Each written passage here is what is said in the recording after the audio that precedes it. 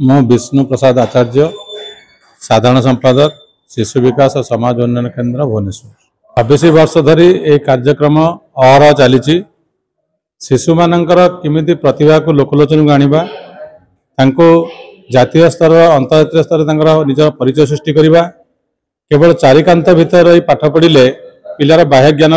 अभिवृद्धि घटना थाए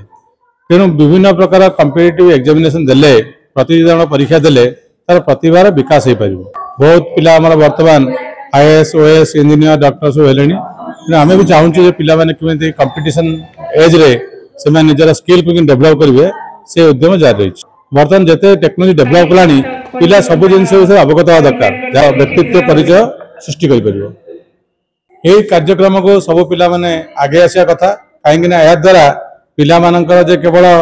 बौद्धिक ज्ञान विकास होता नुहे तार बाह्य ज्ञान विकास होती तेणु यही प्रतियोगिता गुड़िक से भाग ने निश्चित रूप आगामी दिन में गोटे जो प्लाटफर्म रही विकास और समाज उन्नयन केंद्र तरफ प्रतिवर्ष शिशु विकास शिशु प्रतिभा महोत्सव आयोजन करा जाउची एवं यहाँ गत 25 वर्ष धरिकी ये अनुष्ठान करी आसुची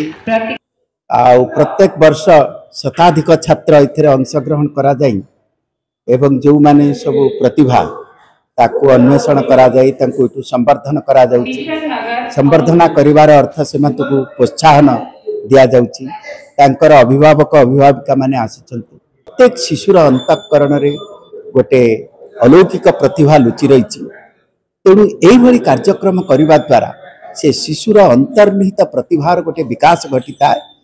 एवं जितेबाला विकास घटे से शिशु जड़े उत्तम नागरिक होकर आमर समस्तंकर उन्नति साधन करिथाय समाजर उन्नति साधन करिथाय कारण शिशु हसिले समाज हसे विश्व हसे राष्ट्र हसे फल से माने निश्चित भाव में तांकर भविष्य मंगलमय हब एवं मधुमय। शरद चंद्र महापात्र शारदा विद्यामंदिर प्रधान गुरुजी भद्रक बंगला शिशु विकास समाज उन्नयन केंद्र centre for child welfare and social development या करी आछी एवं पिला मानकर शिक्षा शैक्षिक सहित तांकर जो बौद्धिक ज्ञान जो मानसिक दक्षताटी एते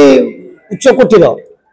जहाँ कि आगामी पीढ़ी जिते गुड़े परीक्षा अच्छी से सफल करने मुख्य निश्चित मुख्य भूमिका ग्रहण कर समस्त कर्मकर्ता